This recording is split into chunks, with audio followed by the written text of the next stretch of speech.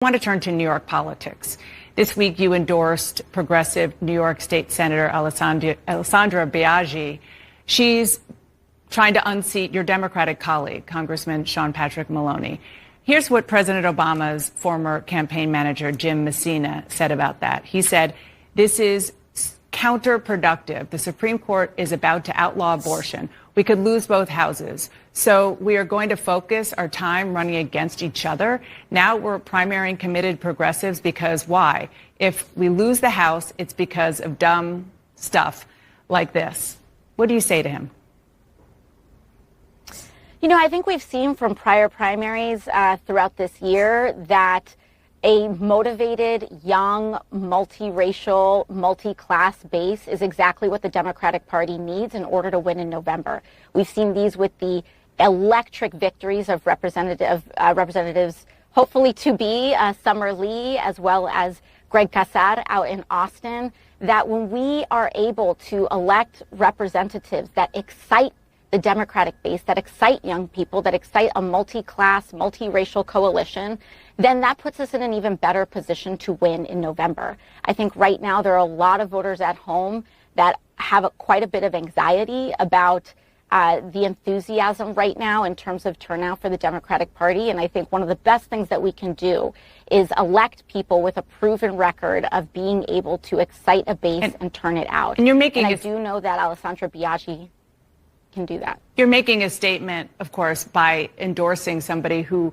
wants to beat and take out a member of your own party leadership, the very guy who is trying to get Democrats elected to keep control of the House. You're obviously comfortable with that.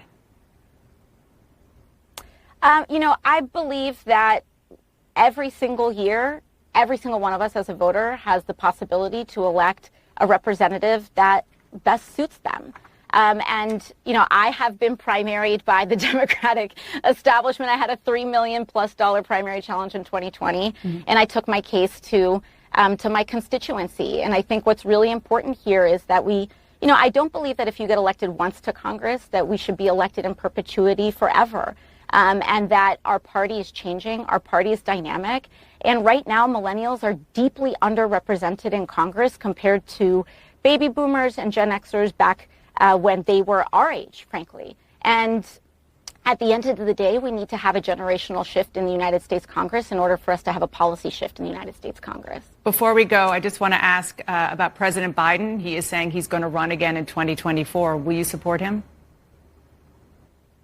You know, if the president chooses to run again in 2024, I mean, first of all, I'm focused on winning this majority right now. And preserving a majority this year in 2022. So we'll cross that bridge when we get to it. But I think if the president has a vision, and that's something certainly we're all willing to entertain and examine when the time comes. That's not a yes. Yeah, you know, I think we should endorse when we get to it. But I believe that the president has been doing a very good job so far. And, you know, should he run again, I think that I think it's we'll take a look at it. Okay. But right now, we need to focus on winning a majority instead of a presidential election. Congresswoman, thank you so much for joining me. I appreciate it. Of course. Thank you so much. And you can tune in.